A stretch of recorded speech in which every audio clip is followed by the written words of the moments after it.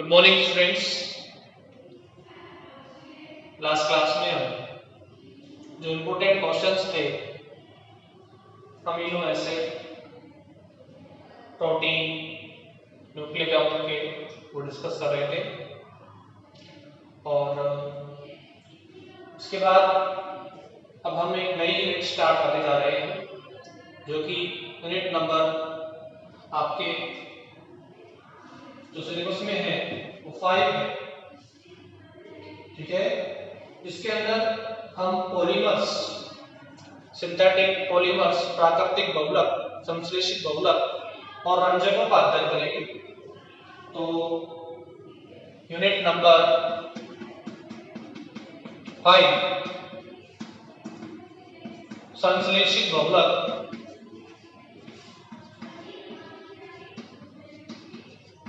ठीक है। इसके साथ साथ रंजक भी हम इसमें इस यूनिट के अंदर में पढ़ेंगे। रंजक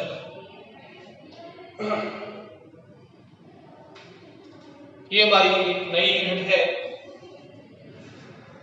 तो देखिए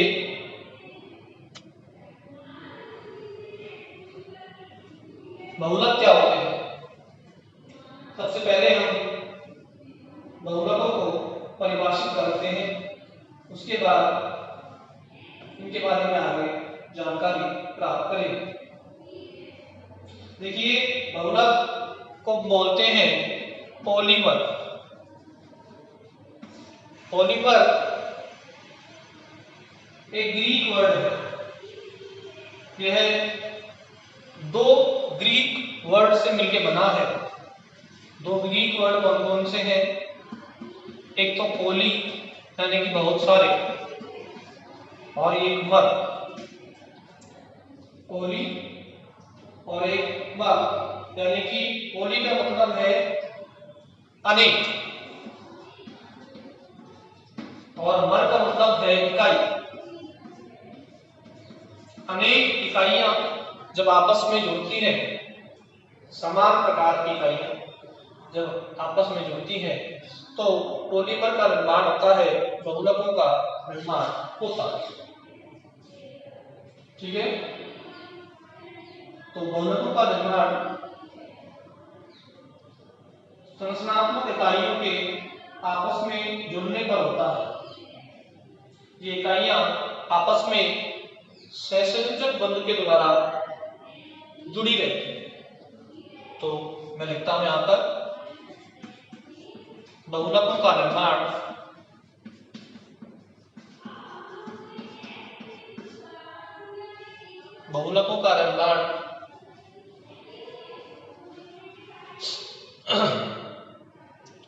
संरचनात्मक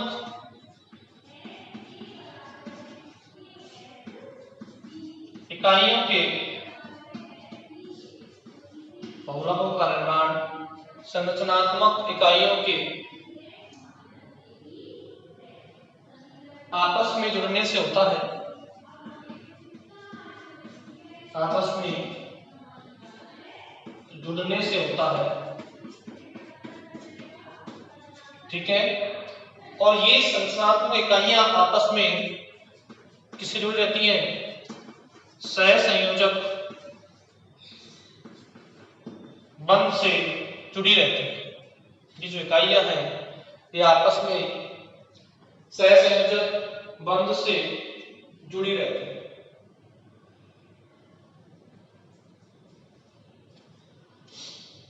ठीक है,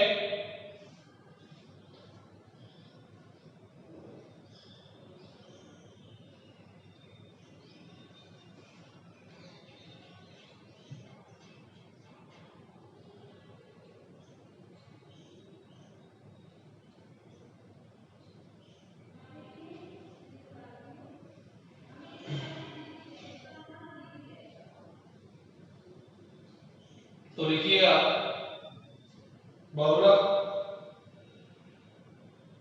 जिसे अंग्रेजी में पॉलीमर कहते हैं, बहुलक जिसे अंग्रेजी में पॉलीमर कहते हैं, की उत्पत्ति दो ग्रीक शब्द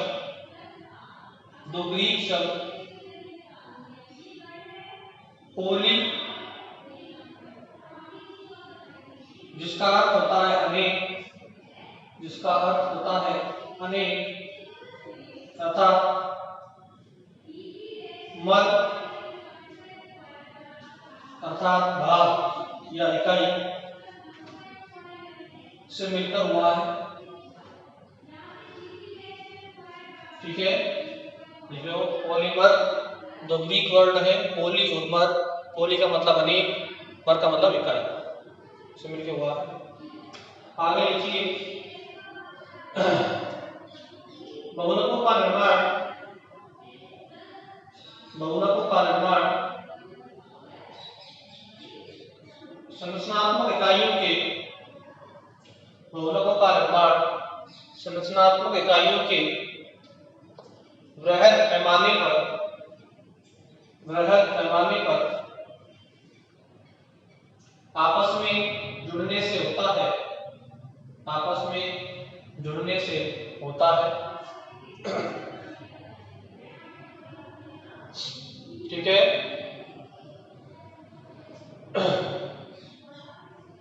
ये इकाइयां आपस में सहसंयोजक बंध द्वारा, ये इकाइयां आपस में सहसंयोजक बंध द्वारा जुड़ी रहती है, जुड़ी रहती है।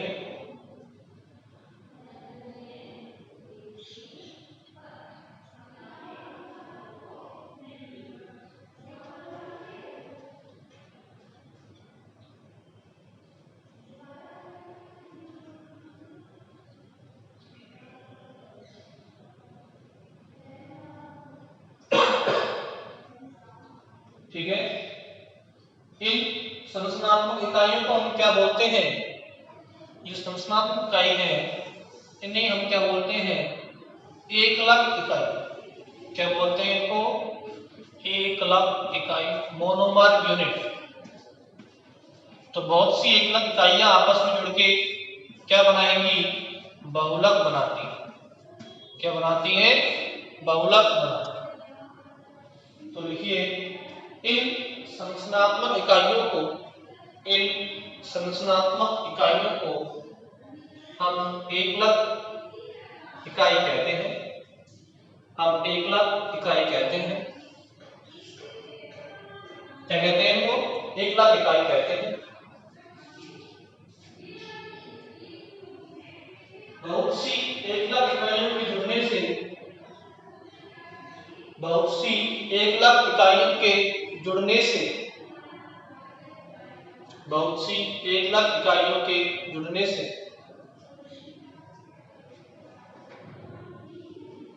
बहुलक बनने की प्रक्रिया को, बहुलक बनने की प्रक्रिया को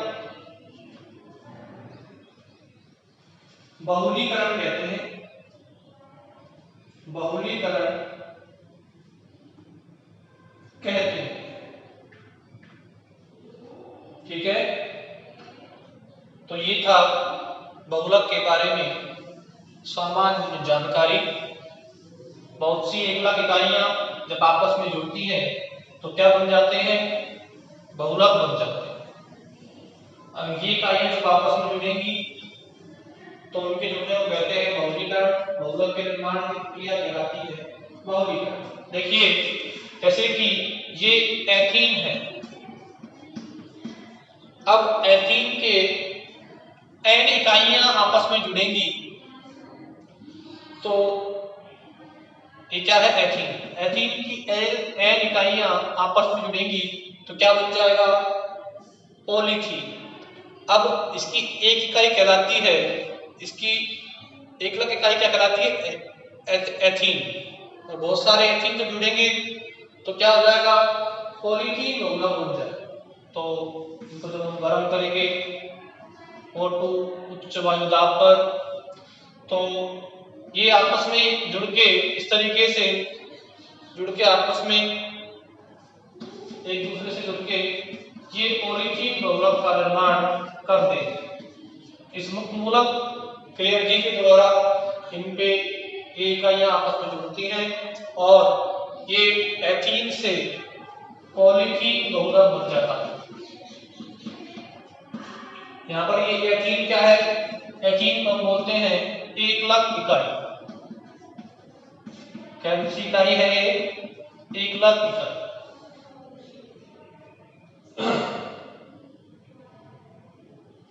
ऐसे देखो, ये है विनाइल क्लोराइड। ये क्या है? Vinyl chloride. इसकी एन इकाइयां, ये क्या है? Vinyl chloride. इसकी एन इकाइयां आपस में जब जुड़ेंगी तो इनमें क्या हो जाएगा? बहुलीकरण। और क्या मिल जाएगा? इस तरीके से पॉलीथीन पॉलीविनाइल क्लोराइड पीवीसी बन जाएगा। पॉलीविनाइल क्लोराइड बहुलक का निर्माण हो जाएगा।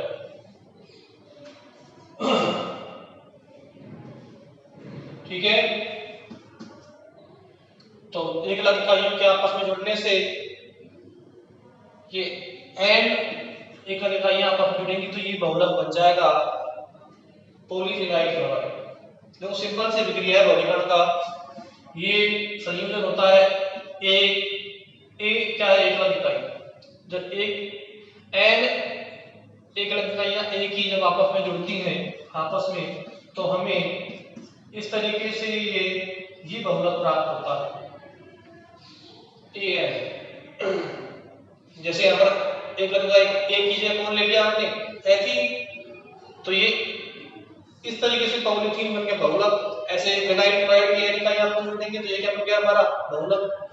तो बहुलक में एकलक इकाइयां ऐसे जुड़ी रहती हैं, एन इकाइयां जुड़ेंगी तो ये बन जाएगा बहुलक। ये क्या है? बहुलक की एक फॉर्म है, एक रूप है बहुलक। बहुलक इसी फॉर्म में बनते हैं। ठीक है, तो लिखिए एथीन के बहुलीकरण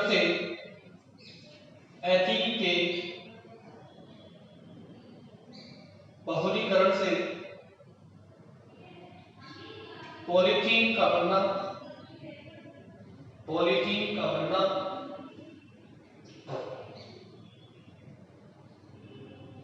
यहां एथीन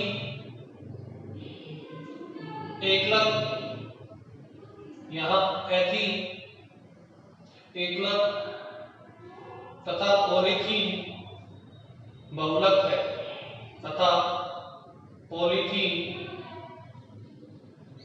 बहुलक है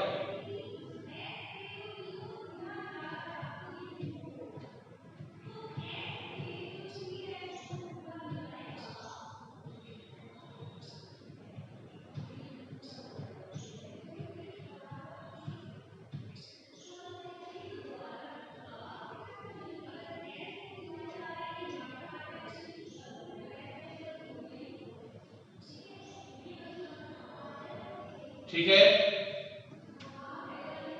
अब देखिए, ऐसे देखो विनाइल क्लोराइड के बहुलीकरण से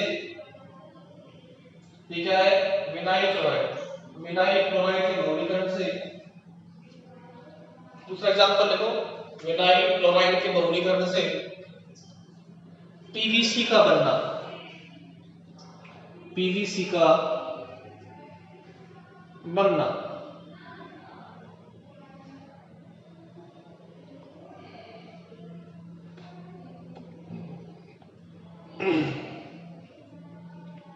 ठीक है, नोट कर लीजिए दोनों एग्जांपल्स।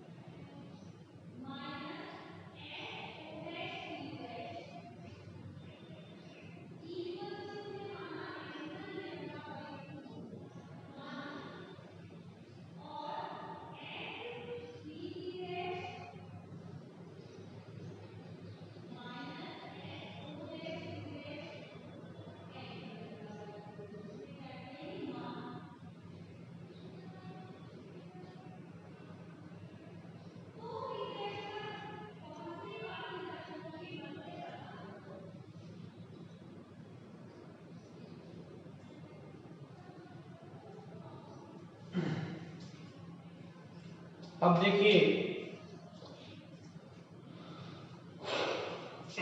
ये तो था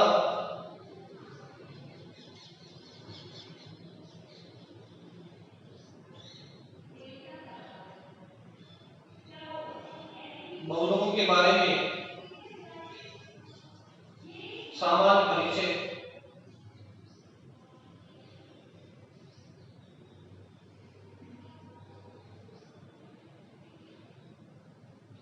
आगे लिखिए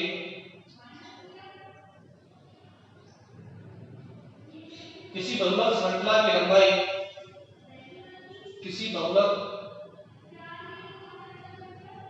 श्रृंखला की लंबाई एकलक इकाइयों की संख्या एकलक इकाइयों की संख्या n पर निर्भर करती है। एकलक इकाइयों की संख्या n पर निर्भर करती है। ठीक है, तो n क्या है? एकलक इकाइयों की संख्या। अब देखिए यदि एकलक इकाइयों की संख्या 10 से लेकर 100 तक है, कितनी है n की वैल्यू? जिनके लिए n की वैल्यू 10 से लेकर कितनी है 100 तक है, उन्हें हम बोलेंगे ओलिगोमर। उन्हें हम क्या बोलेंगे? ओलिगोमर। उन्हें क्या बोलते हैं हम? ओलिगोमर बोलते हैं।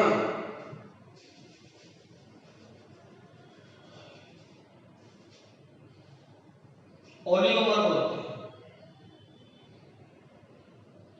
और वे बहुलक इकाइयां जिनके लिए n का मान ग्रेटर देन 100 होता है, किससे अधिक? 100 से भी अधिक होता है, उन्हें हम बोलेंगे उच्च बहुलक। क्या बोलेंगे उनको? हम उच्च बहुलक बोलते हैं।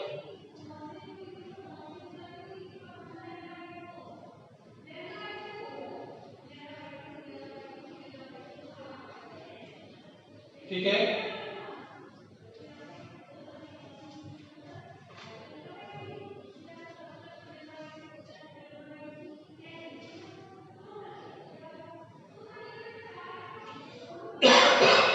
अब देखिए नामकरण बहुलकों का। तो नामकरण कैसे लिखेंगे? लिखिए नामकरण में देखिए बहुलकों का नामकरण जो होता है वो एकलक इकाइयों के आधार पर होता है। एकलक इकाइयों के आधार पर होता है।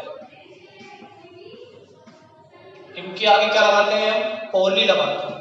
क्या लगाते हैं? पॉली लगाते हैं। जैसे कि poly ethylene, poly ethylene, poly vinyl chloride, poly vinyl chloride. ठीक है, पॉली स्टाइरीन, पॉली स्टाइरीन। ठीक है,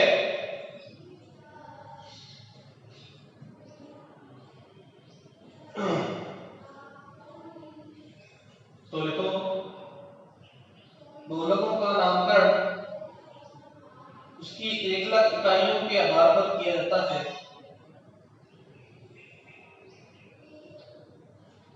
एकलक के नाम से पहले, एकलक के नाम से पहले पॉली पूर्वलक प्रयुक्त करते हैं। पॉली पूर्वलक प्रयुक्त करते हैं, जैसे कि पॉलीस्टाइरीन, ठीक है, पॉलीएथिलीन, पॉलीविनाइल क्लोराइड, ईटीसी।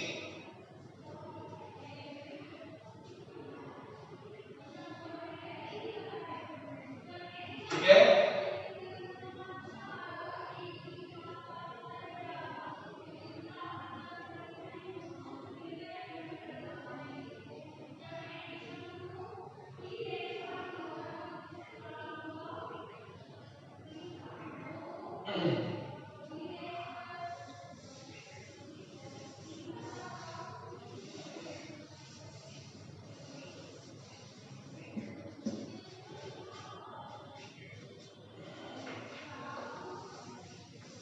अब देखिए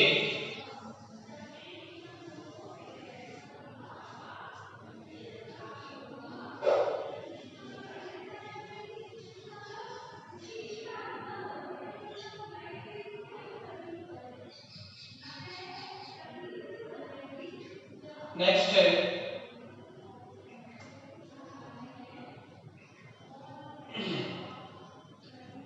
बहुलकों का वर्गीकरण। नेक्स्ट क्या है? बहुलकों का वर्गीकरण, क्लासिफिकेशन ऑफ पॉलीमर्स।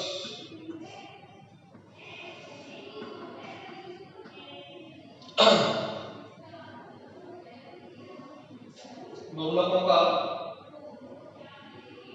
वर्गीकरण।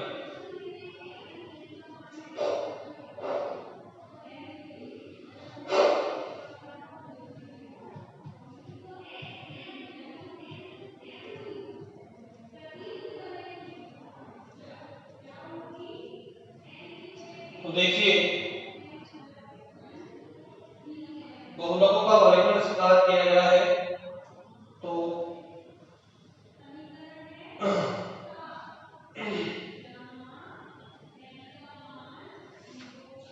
सबसे पहले लिखिए आप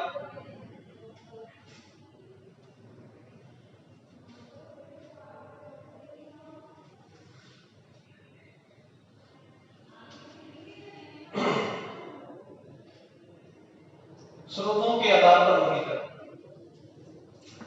स्रोतों, सोर्सेज के आधार पर, स्रोतों के आधार पर वर्गीकरण।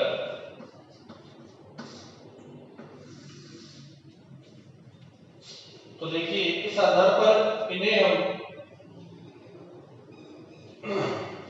निम्न भागों में बांटते हैं।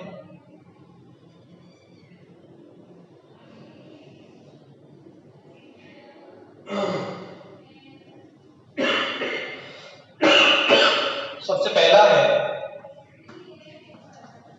प्राकृतिक बहुलक,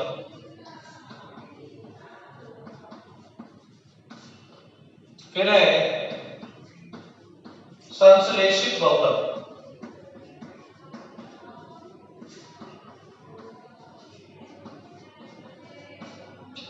और फिर है थर्ड नंबर पे अर्ध संश्लेषित बहुलक।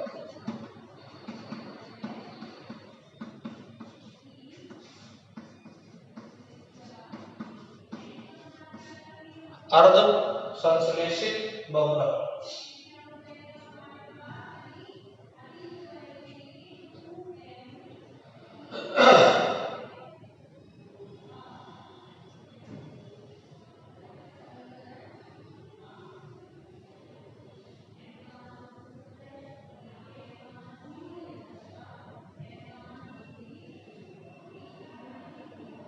ठीक है, तो सबसे पहले लिखो प्राकृतिक बहुलक। सबसे पहले क्या लिखेंगे? प्राकृतिक बहुलक। देखिए प्राकृतिक बहुलक भी बहुलक होते हैं जो प्राकृतिक रूप से प्राप्त होते हैं। ये पौधे तथा जंतुओं में पाए जाते हैं। जैसे कि देखो सेलुलोज किसमें पाया जाता है? प्लांट में पाया जाता है। क्या है? बहुलक है। रबर, ऊन, सेलुलोज, कपास। कपास भी क्या होता है? प्राकृतिक बहुलक का उदाहरण है। तो रबर, ऊन, सेलुलोज, कपास।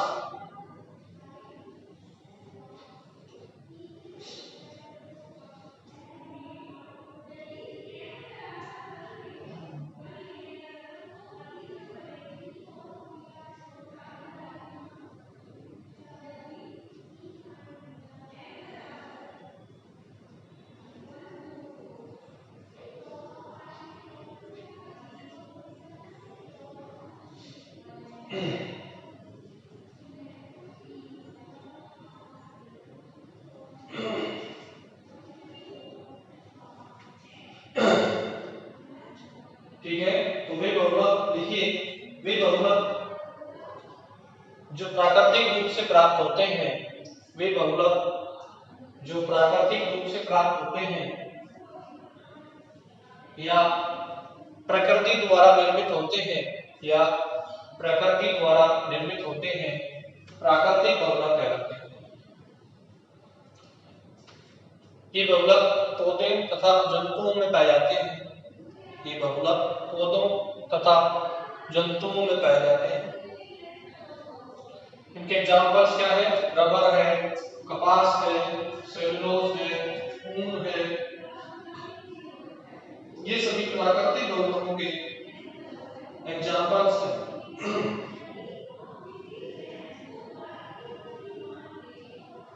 देखिए सेलुलोज जो होता है वो किसका बहुलक है? बीटा डी ग्लूकोज का। इसका मैंने पढ़ा था, बताया था आपको कार्बोहाइड्रेट में कि ये बीटा डी ग्लूकोज का बहुलक है। और गेहूं वगैरह जो होते हैं, गेहूं चावल में जो होता है स्टार्च, वो अल्फा ग्लूकोज का बहुलक है। ठीक है, तो लिखो सेलुलोज बीटा ग्लूकोज का बहुलक है जो पेड़ों में होता है, जबकि स्टार्च जो है गेहूं चावल में पाया जाता है, वो अल्फा ग्लूकोज का बहुलक है। तो किसका बहुलक है? अल्फा ग्लूकोज का।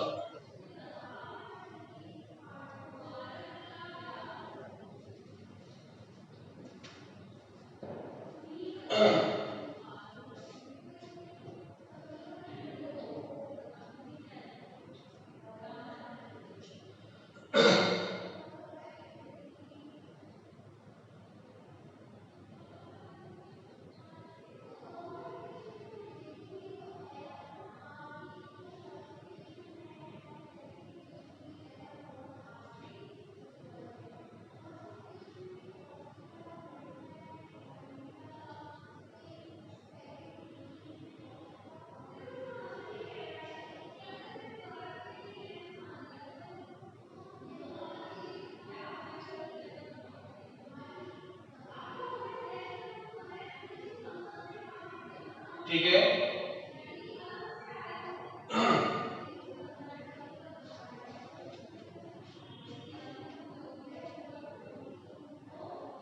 अब देखिए दूसरा बहुलक है संश्लेषित बहुलक। प्राकृतिक बहुलक के बाद जो दूसरे बहुलक हैं वो है संश्लेषित बहुलक।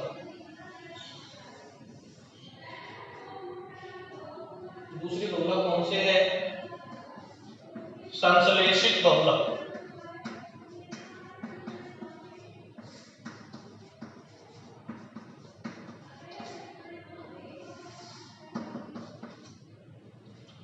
जिन्हें हम प्राकृतिक रूप से प्राप्त नहीं कर सकते, जिन्हें हम संश्लेषित करते हैं रासायनिक अभिक्रियाओं द्वारा, रासायनिक रूपांतरणों द्वारा, वो कहलाते हैं संश्लेषित बहुलक। तो लिखिए वे बहुलक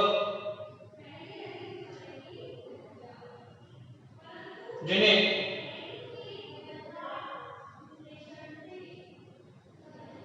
कृत्रिम विधियों द्वारा, संश्लेषित किया जाता है, संश्लेषित किया जाता है,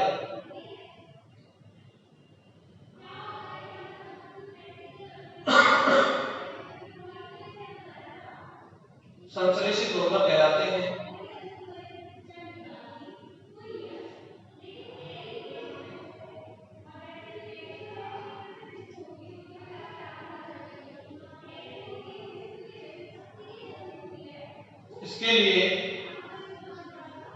इसके लिए सरल एवं न्यून अनुभार वाली, इसके लिए सरल एवं न्यून अनुभार वाली, सरल एवं न्यून अनुभार वाली 1,00,000 इकाइयों को 1,00,000 इकाइयों को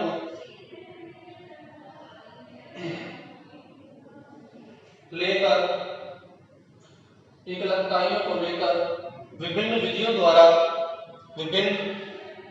द्वारा बहुलीकरण कराते हैं बहुलीकरण कराते हैं। ठीक है, तो देखिए एक तरीके से ये प्राकृतिक बहुलक जो होता है वो पॉली आइसोप्रीन होता है, जो कि इसमें कि पॉली आइसोप्रीन 2-मेथिल-1,3-ब्यूटाडाइन की संश्लेषण से बनता है। इसमें देखो इस तरीके से पॉली आइसोप्रीन में ये स्ट्रक्चर होती है।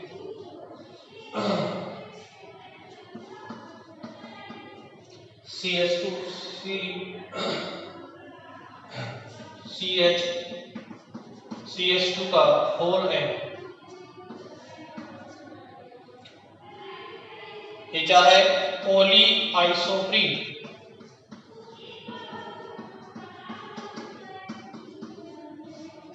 देखिए ऐसा कुछ नहीं है, सिंपल है। सिंपल कैसे? देखो ये आइसोप्रीन होता है, इस आइसोप्रीन के आपस में संयोजन से एन इकाइयां आइसोप्रीन की जब आपस में संयोग करती हैं तो क्या बनता है? इसको बोलते हैं आइसोप्रीन। जब इसकी एन इकाइयां आपस में संयोग करती हैं तो बन के जाता है बहुलक। देखो एक इलेक्ट्रॉन इधर, एक इधर, एक इधर, एक इधर, तो यहाँ डबल बॉन्ड आ जाएगा और ये साइड फ्री हो जाएगी। क्या बन जाएगा? CH3 डबल बॉन्ड C, ये बन गया पॉली आइसोप्रीन। ठीक है, तो आइसोप्रीन इकाइयां कहलाती हैं। ये किसका नाम क्या है? 2-मेथिल-1,3-ब्यूटाडाइन। ये 1, ये 2, ये 3 और ये 4। 2 पे मेथिल, 1 पे और 2 पे क्या, 3 पे क्या है? Double bond. तो क्या नहीं हो जाएगा? 2-मेथिल-1,3-ब्यूटाडाइन। इसको हम बोलते हैं आइसोप्रीन। और इसकी जब एन इकाइयां आपस में जुड़ती हैं तो क्या बन जाता है? Poly isoprene.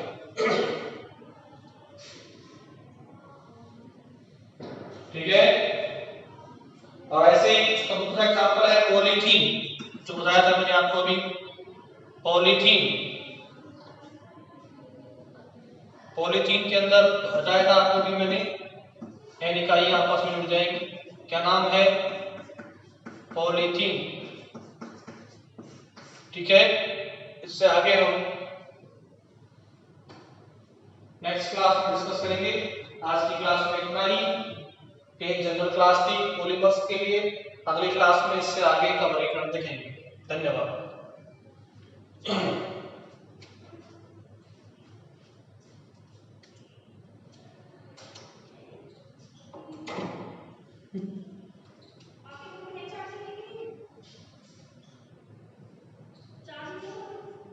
है